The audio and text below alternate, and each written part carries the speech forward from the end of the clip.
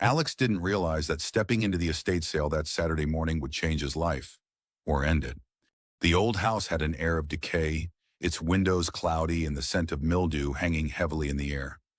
Most of the items scattered around were junk, but Alex, a collector with an eye for unique things, was drawn to the far corner of the living room where an old dusty painting leaned against the wall. It stopped him cold. The painting depicted a solemn woman dressed in a dark Victorian gown, her hollow eyes staring out as though they were searching for something beyond the frame. Her skin was pale, almost sickly, and her long, delicate fingers rested against a chair carved with intricate designs. The background of the painting was shadowy, indistinct, but the details of the figure were hypnotic. There was something about her, something unnerving. "What's the story with this one?" Alex asked the estate sale host, his voice betraying his unease. The host shrugged. "It's been here as long as I can remember. People usually don't want it. Too creepy." Creepy didn't stop Alex. He bought the painting for next to nothing and took it home, convinced it was a rare find. He hung it in his living room, positioning it on the wall across from the couch. At first, he couldn't stop staring at it, captivated by its unsettling beauty. But soon the enchantment wore off, only to be replaced by something far darker. That night, Alex sat alone in his living room. The air was heavy, silent. Only the painting seemed alive in the dim light. He swore the woman's gaze followed him when he moved. The first strange thing happened the next morning. Alex awoke to find the painting different.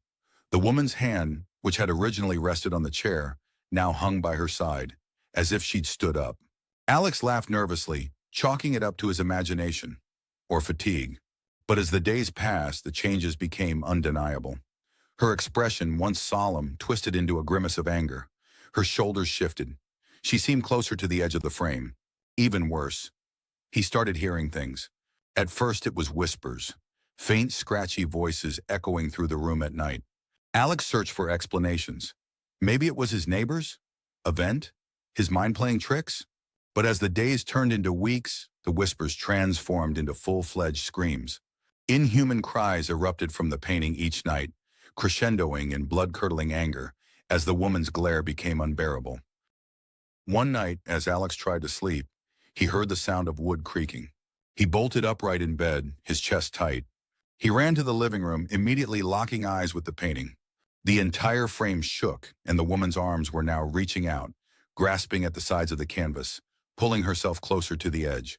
Her mouth was wide open in a silent scream. Alex's pulse raced. He grabbed the painting, yanking at the frame, desperate to get it off the wall. But it wouldn't budge. The nails seemed fused into the plaster. Terrified, he began researching the painting's origins. Hours of digging led him to an old legend, a tale about a painter named Edgar Varel, a man with a reputation more sinister than his talent. They said he murdered his subjects, sealing their souls into his artwork. When Alex found an image of another of Varel's paintings, his stomach turned. The twisted figures in those canvases looked just like this woman. That night, Alex decided to leave. He packed quickly, keeping the painting in his peripheral vision. The whispers began again, louder this time, urgent and clawing at his ears. He didn't dare turn off the lights. But as he reached for the front door, his breath hitched. A chill swept through the air. He froze. Behind him, he felt movement. He turned and the woman was no longer in the frame. She stood in the room, her face contorted into absolute fury.